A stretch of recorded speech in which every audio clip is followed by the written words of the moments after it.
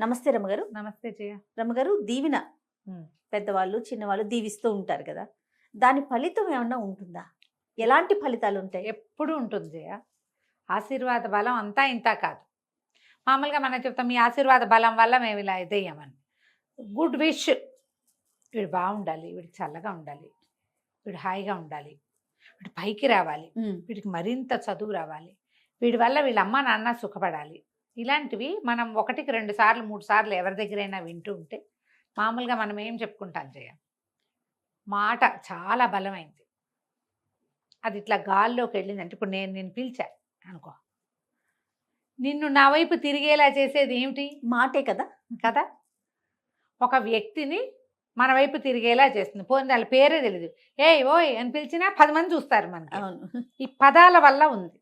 అంటే ఒక ఎనర్జీ ఉంది కదా. మామూలు పిలుపుకే ఎనర్జీ ఉండి అవతల వ్యక్తి మన వైపు ఏమిటండి అనేలాగా చేస్తే, ఒక పాజిటివ్ వైబ్రేషన్స్ ఉన్న వాక్యాలకి బలం ఉండదు మరి ఉంటుంది. ఇందులో మహదాశీర్వచనాలు కొన్ని ఉంటాయి. పెద్దవాళ్ళు, గొప్పవాళ్ళు, స్థితప్రజ్ఞులు, చాలా పండితులు, బాగా వేదశాస్త్రార్థాలు చదువుకున్న వాళ్ళు, వాళ్ళ ఆశీర్వచనం మరింత పనిచేస్తుంది. ఇక అక్కడి నుంచి మన అంత పెద్దవాళ్ళు లేరు, అంత మహానుభావులు దొరకల. పెద్దవాళ్ళు మన ఇంట్లో వాళ్ళకి ఎప్పుడు మనం బాగుపడాలనే ఉంటుంది. అవును. వాళ్ళ దీవెని కూడా మంచి ఫలితాన్ని ఇస్తుంది. ఎప్పుడు ప్రయాణాలకు వెళ్ళేటప్పుడు, ఏదైనా ఊరు వెళ్ళేటప్పుడు, ఏదైనా శుభకార్యం చేసుకునేటప్పుడు తప్పకుండా మనం మరి నార్త్ ఇండియన్స్ లాగా కనపడిన దగ్గర నుంచి పేరేపోనా అని మనం అనం, కానీ అనకపోయినా శుభకార్యాలు అప్పుడప్పుడు తప్పకుండా ఎవరైనా రేర్గా ఒక పెద్ద ఆయన వచ్చారనుకో మన ఇంటికి, ఎప్పుడో వచ్చారు 10 ఏళ్ల క్రితం, మళ్ళీ వచ్చినప్పుడు దండం పెట్టుకొని మనం కూడా పెట్టి వాళ్ళతో కూడా పెట్టిస్తాం. ఈ దీవెన మంచి ఫలితాన్ని ఇస్తుంది. ఈ దీవెన మీద ఒక చందమామ కథ ఉంది చెప్పు. ఈ చందమామ కథలో ఏం చెప్తారంటే, పూర్వం ఒక రాజుగారు ఉండేవారట. మామూలుగా జనరల్ రాజులు అనగానే వీళ్ళకు కొన్ని పద్ధతులు, కొన్ని నమ్మకాలు, కొంత దైవభక్తి ఇలాంటివి ఉంటాయని భావిస్తాం. అవును. వాళ్ళకి లేకపోయినా చుట్టుపక్కల వాళ్ళ వల్ల వాళ్ళకి వచ్చేస్తూ ఉంటాయి. ఈ మన రాజుగారికి అటువంటివి ఏం లేవు. పెద్దగా నచ్చేది కాదు ఆయనకి. పైగా ముహూర్తాలు, మంచి రోజులు అవి చూడడము అవి పెద్ద నచ్చేది కదా. ఆయనకి ఎప్పుడు తోస్తే అప్పుడు లేచిందే పరుగులాగా పోతూ ఉండేవాడు. కానీ ఆస్థానంలో అంతకుముందు వాళ్ళ నాన్నగారు ఉండగా ఆస్థాన జ్యోతిష్కుడు ఒక ఆయన, ఆస్థాన పండితుడు ఒక ఆయన, ఆస్థాన పురోహితుడు ఒక ఆయన, ఉద్యోగాలు ఉన్నాయి, వాళ్ళు ఉంటూ ఉండేవాళ్ళు. ఈ ఆస్థాన పురోహితుడు ఈయనకి చిన్నప్పటి నుంచి ఫ్రెండ్షిప్ ఉంది. ఆయన ఎక్కడికైనా వెళ్ళేటప్పుడు తీసుకెళ్లే గుంపులో పురోహితుడిని కూడా తీసుకుపోయేవాడు. అదే జ్యోతిష్యుడిని కూడా తీసుకుపోయేవాడు. కానీ అతని మాట ఏది వినేవాడు కాదు. శకునం బాగులేదు వద్దంటే, నువ్వు అట్లా అన్నా కాబట్టి నేను ఇప్పుడే వెళ్తా, అట్లా ముండికెత్తేవాడు. నమ్మకాలు లేవు.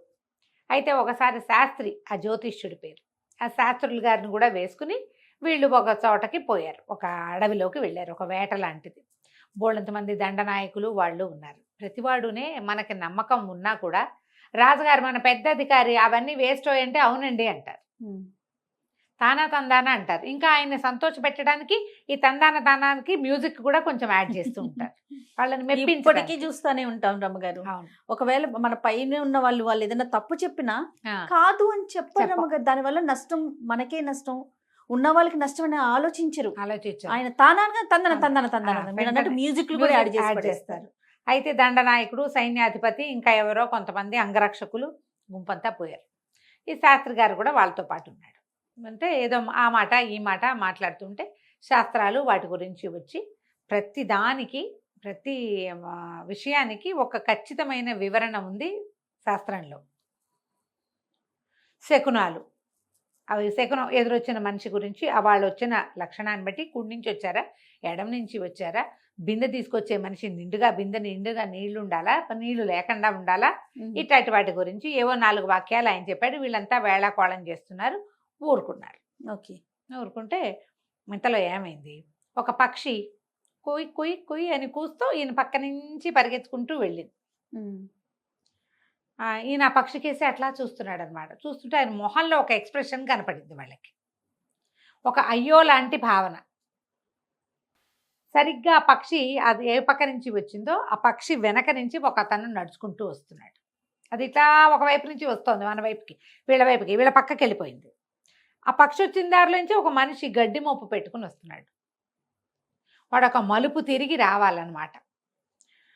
ఏం చెప్తోందో ఈ పక్షి అని వీళ్ళంతా వేళాకోళంగా అడిగారు. ఏదో లేండి చెప్తే మీకు నచ్చదు కదా అన్నాడు. కాదు చెప్పు. అనేసరికల్లా నా వెనకాల వస్తున్న వాడికి చావు మూడిందని చెప్తుంది. ఓ ఆ, అనేసరికల్లా అందరూ చూశారు, ఎవరు వస్తున్నారని చూస్తే ఈయన దృష్టి ముందే పడిపోయింది వెనకాల వచ్చే మనిషి. వాడు ఒక పెద్ద గడ్డి మోపుని పట్టుకుని ఉన్నాడు, నెత్తి మీద గడ్డి మోపుని. వాడు ఆ మలుపు అంతా తిరిగి ఇటు వచ్చేసి వస్తున్నాడు, ఇంకా దూరంలోనే ఉన్నాడు. ఆశ్చర్యపోయారు, ఏమిటి వీడు చచ్చిపోతాడా, బాగానే ఉన్నాడే హట్టాకట్టాగా, గడ్డి మోపు బాగానే మోసుకుంటున్నాడు, చూద్దాం అనుకున్నాడు. పక్కపక్క నవ్వారు కొంతమంది. ఎట్టపోతాడు ఇట్లాంటి వాడు? ఆ రోజుల్లో మనలాగా హార్ట్ అటాక్లు వచ్చే రోజులు కావు. అదేలేండి. ఒకటి ప్రమాదం జరగాలి, లేదా ఏదెంతో ఆరోగ్య మీద పడాలి, సమస్య. లేదా ఆరోగ్య సమస్య రావాలి. వీడికి ఆరోగ్యము లేదు, ఆరోగ్య సమస్య వచ్చే అవకాశం లేదు. మనిషి చూస్తే దృఢంగా ఉన్నాడు, కొంచెం నడి వయసు వాడు, 50 ఏళ్ళు కూడా లేవు వాడికి. బాగా నవ్వుకున్నారు, బాగానే నడిచేస్తున్నాడని. అక్కడి నుంచి గుర్రాలు వేసుకుని ముందుకు నడిచారు. నడిచి బాగా కిందకి వెళ్ళారు వీళ్ళు. వాళ్ళ వెనకాల నుంచి ఆ మనిషి కూడా నడుచుకుంటూ వచ్చాడు. ఆడు ఎప్పటికి వచ్చాడో, చచ్చాడో బతికాడో వాడు, మన శాస్త్రి గారి జ్యోతిష్యం ప్రకారం అని మళ్ళీ మళ్ళీ మళ్ళీ మళ్ళీ గుర్తు చేసుకుని నవ్వుకున్నారు. నవ్వుకునేసరికల్లా సరే బాగా కిందకి వెళ్ళిపోయారు. ఆ కొండ మీద ఒక కొండ ఎక్కారు, కొండ మించి కిందకి వెళ్ళారు. ఏదో కనుమల్లో చిన్న పొన్న వేటాడారు. ఆ కనుమలకి దగ్గరలో ఒక చిన్న పల్లి ఉంది. ఈ పైకి వెళ్ళి గడ్డి కోసుకొస్తున్న వాడు సాయంకాలానికి, అంటే దాదాపుగా వీళ్ళు వాడిని చూసిన 2-3 గంటలకి వీళ్ళున్న ప్రాంతానికి వచ్చాడు. వాడు వెనకాల ఏవో 4 మేకలు అవి ఉన్నాయి. ఎదురొచ్చాడు. వచ్చేసరికల్లా వీళ్ళకి దండనాయకుల్లో ఒకడు గుర్తుపెట్టాడు. ప్రభు, మనం పొద్దున్న చూసిన వాడేనండి, శాస్త్రి గారు చచ్చిపోతాడని జ్యోతిష్యం చెప్పాడు కదా, వాడు వీడేనండి అన్నాడు. అనగానే రాజు అన్నాడు, ఏమిటో శాస్త్రి, నేను ఎప్పుడు నిన్ను డైరెక్ట్గా ఇలా అటాక్ చేయలేదు, కానీ ఇప్పుడు చూడు, నువ్వు పొద్దున్న చెప్పావు, ఆ పక్షి చెప్పింది అన్నావు, వీడు చచ్చిపోతాడన్నావు, అది నిజం అన్నావు. ఇప్పుడు మనం ఒక మాట చెప్పాం, దాన్ని బలపరచుకోవడానికి 4 వాక్యాలు ఎప్పుడూ మాట్లాడతాం మనం. అవును. ఆయన పక్షి కూతలు అబద్ధం అవ్వవు, అది చావును చూసొచ్చింది, అందుకే చెప్పింది అన్నాడు. అన్ని చెప్పావు, ఏది చూడు వీడు బతికే ఉన్నాడు అనేసరికల్లా ఈయన అన్నాడు, నా లెక్క ఎప్పుడూ తప్పదు, మీరు వినకపోయినా సరే నా లెక్క తప్పల ఏనాడు. మీరు రకరకాల ఇబ్బందులు పడతారని నేను చెప్పినప్పుడు మీరు వినకుండా వెళ్ళారు, కానీ మీరు క్షేమంగా తిరిగి వచ్చారు. ఇబ్బందులు పడ్డ మాట మాత్రం నిజం. రాజుగారు కామ్గా ఉన్నారు, మాట్లాడలా. అయితే ఈయన ఏమన్నాడు, సరే చూద్దామని, ఏరా అబ్బి నేను నెత్తి మీద గడ్డి మూటను కిందకి దింపన్నాడు. గడ్డి కిందకి దింపారు. ఆ గడ్డిలో ఇట్లా ఒక కొడవలి ఉంటుంది కదా, అది ఇట్లా గుచ్చి ఉంది. కొడవలి ఇప్పుడు వంకి కత్తి ఉంటుంది కదా, దాన్ని ఏం చేస్తారు, చేత్తో పుచ్చుకురాకుండా ఈ గడ్డి మేట్లలోకి దాన్ని పిడి దగ్గర పట్టుకుని ఇట్లా కొట్టామనుకో, అది టక్కిన లోపల పట్టుకుని ఉంటుంది. సరే ఆ కత్తిని తీశారు, కత్తిని తీసి గడ్డి ఊడదీశారు. ఊడదీసేసరికల్లా ఈ కత్తి వేటుకి 2గా తెగిపడిన పాము ఉంది అందులో, ఆ కట్టలో. నిర్ఘాంతపోయారు. పాము ఎక్కింది. వీడు గడ్డి మేటు పైకి నెత్తి మీద ఎత్తుకుని చేతిలో ఉన్న కత్తిని ఏం చేశాడు, ఇట్లా అన్నాడు. అనగానే అవి పైకెక్కిన పాము 2 ముక్కలుగా అందులో ఇరుక్కోబోయి ఉంది. బా, ఆశ్చర్యపోయాడు. పాము అయితే ఉంది అంటే వీడికి మరణం ఉంది, తెగిపోయింది. అప్పుడు రాజుగారు మరి దీనికి ఏం సమాధానం చెప్తావు, నువ్వు చెప్పిన మరణం అయితే కనపడుతోంది, తప్పుకున్నాడు కదా, పక్షి చనిపోలేదు కదా, పక్షి చెప్పింది ఏంటి, వీడికి చావు మూడిందని చెప్పింది. చావు అయితే వచ్చింది దగ్గరికి, కానీ మూడల ఎట్లా పోయింది, ఇది పోయింది అనేసరికి ఇది అన్నాడు. బాగా ఆలోచించి, ఒరే అబ్బాయి, ఏదైనా అద్భుతమైన పని చేసేవా నువ్వు ఇవాళ, వీడు ఏదైనా ఒక వరం పొంది ఉండాలి, ఏదైనా అద్భుతమైన పని చేసి ఉండాలి, ఏం చేసావు అన్నాడు. ఏముందండి, పొద్దునే సద్దనం తిన్నాను, మేకలు తోలుకున్నాను, నేను యువతల నుంచున్నా, నా మేకలు కొండెక్కిపోయినాయి, వాటి వెనకాల పడి నేను కూడా వెళ్ళాను, పైకి ఎక్కాను, గడ్డి కోసుకున్నాను, దిగాను అన్నాడు. కాదు ఇంకేమైనా చేసావా జ్ఞాపకం చేసుకుంటే, అయ్యయ్యో గుర్తొచ్చిందండి, కొండమలుపు మీద ఒక ఋషీశ్వరుడు ఒక ఆయన కూర్చుని ఉన్నాడండి. ఆయన మూలకి కూర్చున్నాడు. నేను ఒక మేక పిల్లటి పోయిందని దాన్ని కేకేయటానికి మీ దగ్గరికి వెళ్ళేసరికల్లా ఇంత జపం చేసుకుంటున్నాడు. నేను దండాలు బాబు అని దండం పెట్టాను. ఆయన పచ్చగా 10 కాలాల పాటు బతకరా అన్నాడండి. దీవెన ఫలించింది. వాడు ఆయనకి దండం పెట్టి, ఆయన ఋషీశ్వరుడు, కళ్ళు మూసుకుని తపస్సు చేసుకునే ఆయన. ఇప్పుడు నువ్వు నాకు ఒకటి ఇచ్చి నేను నీకు ఒకటి ఇస్తే బార్టర్ సిస్టమ్, నువ్వేమీ ఇవ్వకుండానే నేను నీకు ఇచ్చింది వరం కాదు. 100% కదా. ఇప్పుడు అది ఎక్కడైనా లభిస్తుందా, మనకి తక్కువ లభిస్తుంది. అవునండి.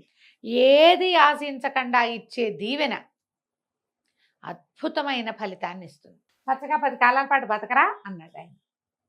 అందుకని ఆ ఎక్కిన పావుని ఇతని కత్తే తెగొట్టేసి, దీవెనకి ఇలాంటి ఫలితం ఉంటుంది. వాడికి మృత్యు ఉంది. పొద్దున వాడు చేసిన ఒక్క నమస్కారం దండాలు బాబు అన్న మాట వాడిని ఇక్కడ కాపాడింది. బా. ఆయన ఎవడో కూర్చున్నాడు, నాకెందుకని వీడు వచ్చేస్తే వాడికి దీవెన లభించేది కాదు, మూడిన చావు వాడి నెత్తి మీద ఎక్కింది. రాజు ఆశ్చర్యపోయాడు. ఇంత ఉంటుందా, ఇలా తెలుస్తుందా, అంటే దీవెనకి ఇంత ఫలితం ఉంటుందా? ఎప్పుడైనా ఈయన ఎక్కడికైనా బయలుదేరేటప్పుడు పెద్దవాళ్ళ దీవెన తీసుకుంటుంటే ఎందుకు దీవెన లేకపోతే మన పని అవదా అనిపించేది ఆయనకి. అన్నిటికీ అపనమ్మకమే. ఆ తర్వాత నుంచి రాజుగారిలో చాలా మార్పు వచ్చింది. ఎక్కువ మూఢనమ్మకాలకి పోకపోయినా కూడా శాస్త్రాన్ని నమ్మటం మొదలుపెట్టాడు. ఈ శాస్త్రి గారిని ప్రధాన సలహాదారుగా కూడా ఉంచుకున్నాడు. ఆస్థాన జ్యోతిష్కుడు అనే పేరే కాకుండా మంచి చెడు సలహా ఏం చెయ్యాలి అనేది చెప్పడానికి ఆయన నియమించుకున్నాడు. కథ కంచికి మనమింటి. సూపర్ స్టోరీ రమ్మగారు. నమస్తే. నమస్తే. సుమన్ టీవీలో మీ పర్సనల్ అండ్ బిజినెస్ ప్రమోషన్స్ కోసం కింది నెంబర్కి కాంటాక్ట్ చేయండి.